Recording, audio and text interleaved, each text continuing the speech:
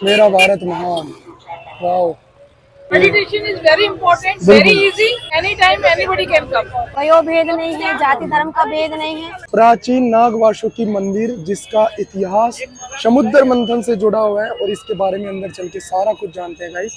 और यहाँ पे काफी भीड़ है, इसके बारे में पूरा जानेंगे। जो समुद्र मंथन हुआ था उसके बारे में जानते हैं और महाकुंभ क्यों, 2-3 कहानियां हैं वो आपको बताऊंगा। बाकी आप लोग कमेंट में बताना कौन सी सच है।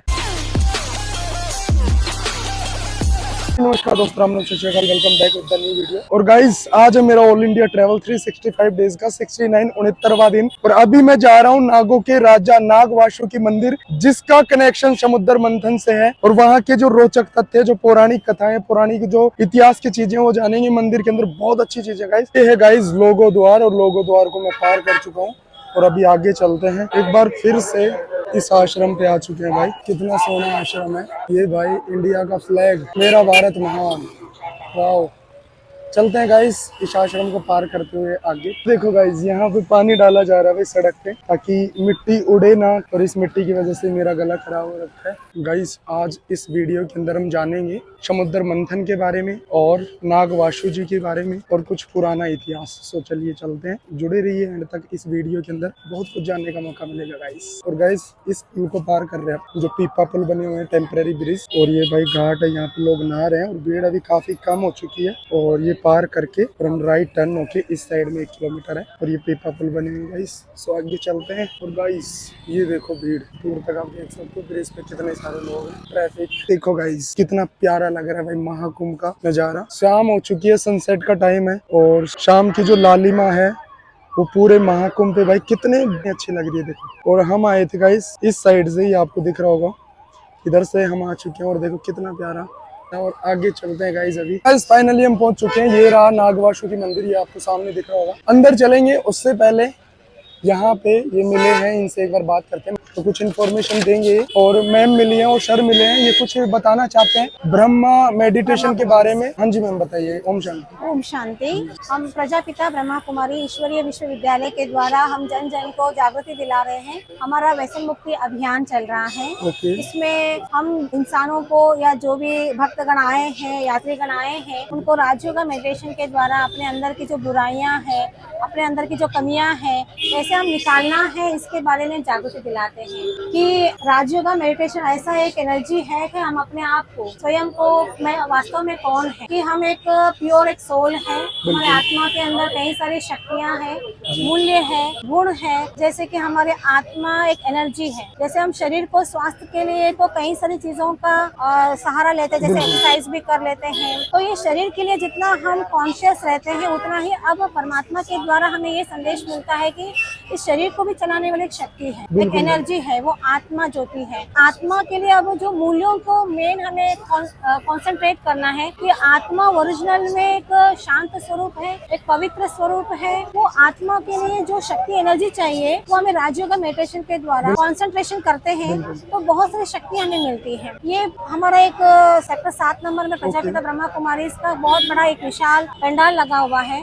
उसमें भी ये बात बताया गया है कि कैसे हम कलयुगी दुनिया से, इस कलयुग के जंगल से निकल करके आने वाला जो स्वर्णिम दुनिया है, स्वर्णिम भारत की ओर हमें कैसे चलना चाहिए, कैसे हम अपने आप को परिवर्तन करना चाहिए, अपने आप को ये एक्सपीरियंस करना है कि इस ज्ञान को अपने जीवन में हम कैसे उतार सकते हैं। ये राजयोगा मेडिटेशन हमें एकांत की तरफ, एकाग्रता की तरफ जितना हम जाते हैं, उतना अनुभव की गहराई में जब हम जाते हैं तभी अपने अंदर परिवर्तन ला सकते हैं। आज खुशी एंटरटेनमेंट में नहीं है, वस्तुओं में नहीं है, आंतरिक खुशी है। और शांति के लिए हम जंगल में जाने की जरूरत नहीं है। अपने घर गृहस्थ जीवन में रहते हुए भी अपनी साधना करें, मेडिटेशन करें, क्योंकि शांति बाहर नहीं है, खुशी बाहर नहीं है, सब अपने ही अंदर भीतर पड़ा हुआ है।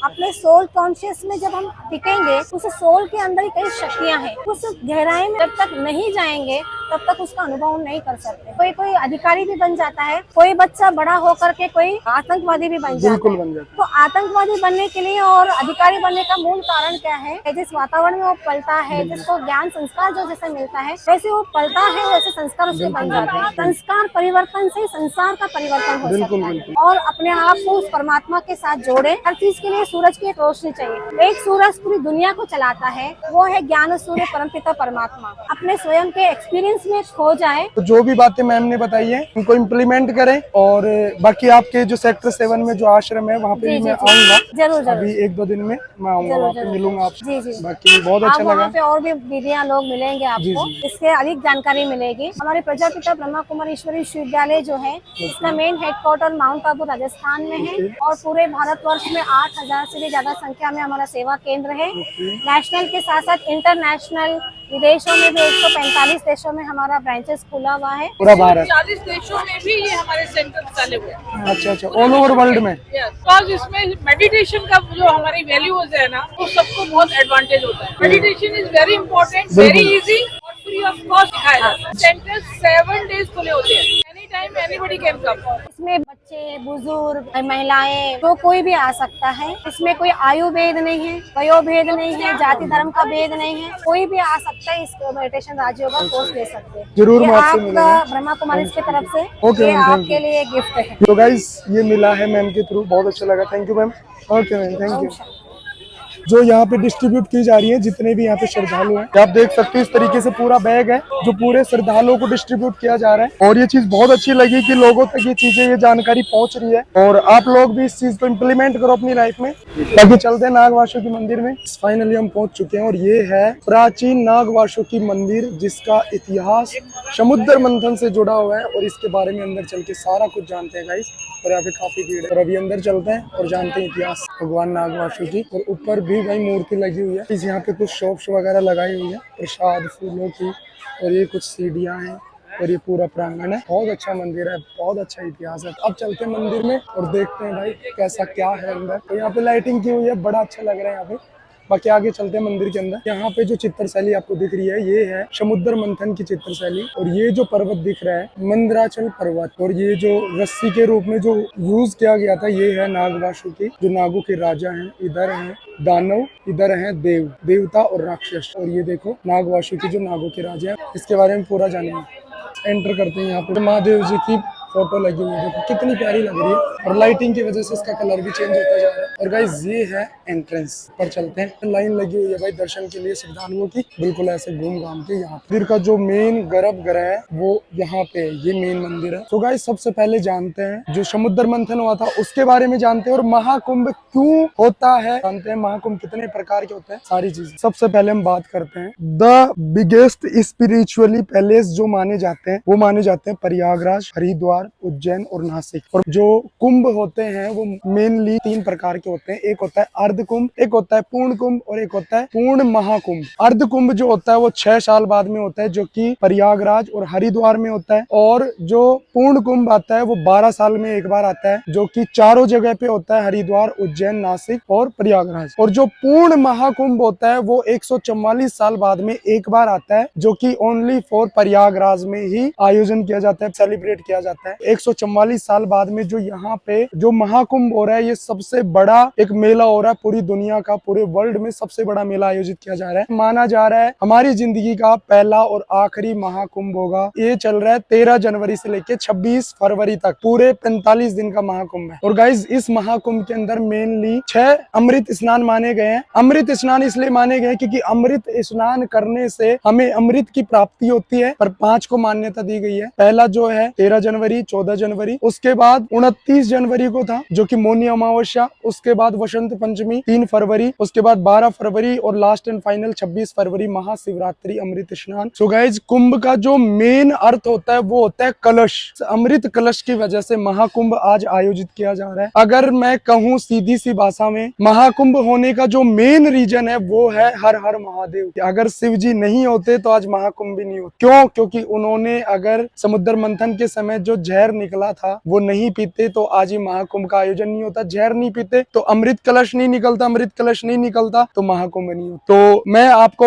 समुद्र मंथन के 2-3 कहानियां हैं वो आपको बताऊंगा, बाकी आप लोग कमेंट में बताना कौन सी सच है। तो सबसे पहले माना जाता है जब समुद्र मंथन हुआ था तो उस टाइम पे अमृत कलश निकला था। तो उस टाइम पे देवताओं और राक्षसों के बीच में युद्ध हुआ था। राक्षसों ने देवताओं को हरा के अमृत कलश लेके चले जाते हैं। उसके बाद उनको डर था कि राक्षस अमृत कलश से अमृत पी के अमर हो जाएंगे, तो उन्होंने भगवान विष्णु से बताया, भगवान विष्णु से प्रार्थना की। तो भगवान विष्णु ने मोहिनी अवतार लिया और इंद्रदेव के जो बेटे थे जयंत उनसे भी मदद मांगी। और उसके बाद जो अमृत कलश था उसकी 4 देवताओं ने रक्षा की थी। पहले थे चंद्रदेव जिनको अमृत कलश की रक्षा करनी थी, दूसरे थे सूर्य देव जिनको अमृत कलश को टूटने से बचाना था, तीसरे थे शनि देवता जिनको इंद्रदेव के पुत्र जयंत उनकी निगरानी रखना था ताकि जयंत जो है वो पूरा अमृत ना पी जाए, और चौथा था देवगुरु बृहस्पति उनको अमृत कलश की राक्षसों से रक्षा करनी थी गाइस। और उसके बाद गाइस जो जयंत थे जब अमृत कलश लेके आ रहे थे तब अमृत कलश से 4 बूंदे गिरी थी पृथ्वी पे। प्रयागराज, हरिद्वार, नासिक और उज्जैन, इन जगहों पे अमृत बूंद गिरने के बाद में ये जगह पवित्र मानी जाती है और इसी वजह से इन जगहों पे महाकुंभ मेले का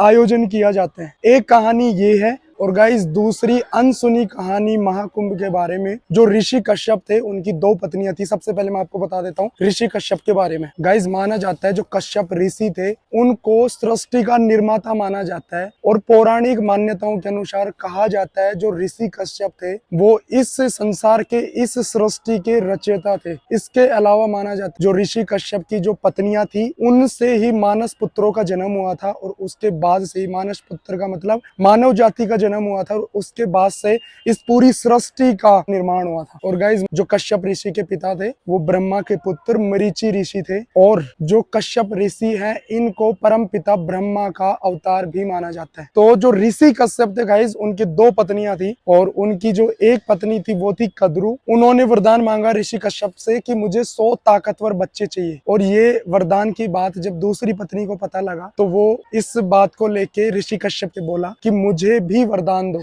तो ऋषि कश्यप ने बोला कि आपको क्या वरदान चाहिए। तो उनकी दूसरी पत्नी ने कहा कि जो आप देना चाहो वो दो, पर जो कद्रु है उससे ताकतवर होना चाहिए, उससे ज्यादा शक्तिशाली वरदान मुझे चाहिए। तो उन्होंने दूसरी पत्नी को 2 अंडे दिए। कुछ दिनों बाद में पहले अंडे से बच्चे निकले और दूसरा अंडा जो था उससे बच्चा नहीं निकला। तो जो दूसरी पत्नी थी ऋषि कश्यप की उन्होंने दूसरे अंडे को तोड़ कर उसमें से बच्चे को निकाला। तो उसमें से जो बच्चा निकला था गाइस वो बहुत ही ज्यादा गुस्सेल क्रोधित वाला बच्चा निकला और उसका नाम था गरुड़। गाइस जो अंडे में से जो बच्चे निकले थे पहले थे अरुण और दूसरे अंडे में से तोड़ के निकाला गया था। तो दूसरे बच्चे का नाम था गरुड़ जो कि अरुण के भाई थे और बड़े ही नाराजगी से पैदा हुए थे गरुड़। दोनों भाई जब दुनिया में आए तो उनकी जो माता थी उनको दासी जीवन में चली गई, मतलब कद्रु उन और सांपों की दासी बन गई थी और उन्होंने अपने पुत्रों से कहा कि मुझे इस दासी जीवन से मुक्त करवाओ। तो गरुड़ ये बात सुन के वो बैकुंठ की तरफ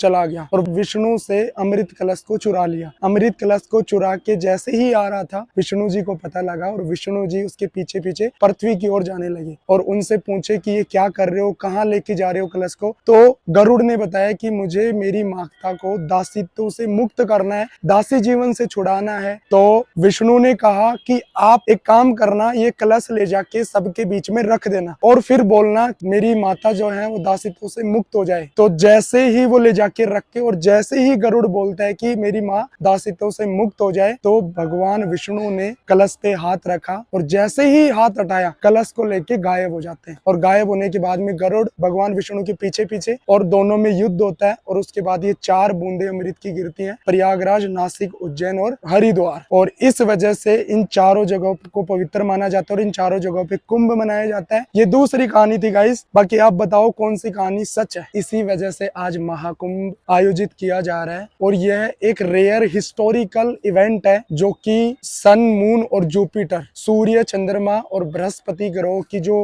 वेन्यू है उसके हिसाब से डिसाइड होता है महाकुंभ की जो तिथि है, महाकुंभ का जो आयोजन। शुरुआत में जब समुद्र मंथन हुआ था, समुद्र मंथन से विष जो निकला था और उसके साथ में कई सारे तत्वों के साथ में अमृत कलश भी निकला था जो कि भगवान विष्णु जब लेके जा रहे थे उसके बाद 4 बूंदे गिरी थी, एक ये कहानी मानी जाती है। और गाइज हजारों साल से चला आ रहा ये महाकुंभ मेला भगवत पुराणों में भी मेंशन है। इसी वजह से इस मेले को, इस महाकुंभ को वर्ल्ड लार्जेस्ट गैदरिंग स्पॉट भी माना गया है। पहले जो पूर्ण कुंभ हुआ था गाइज वो 2013 में हुआ था और उस टाइम पे 12 से 13 करोड़ की पॉपुलेशन गई थी जिसको हम अंतरिक्ष से भी देख सकते हैं। और इस बार महाकुंभ जो हो रहा है प्रयागराज में, इसमें लगभग 40 से 100 करोड़ लोग आने वाले हैं। और इस महाकुंभ के अंदर गाइज, इस प्रयागराज के अंदर गंगा, यमुना, सरस्वती तीनों नदियों का त्रिवेणी संगम है जो तीनों नदियां आके मिलती है। और यहाँ पे इस संगम पे गंगा यमुना को हम देख सकते हैं पर सरस्वती नदी को हम नहीं देख सकते, ये अदृश्य है। ये कहा जाता है भूमिगत अंडरग्राउंडिंग बहती है। बाकी और कहानी जानते हैं गाइस घूमते फिरते, चलिए।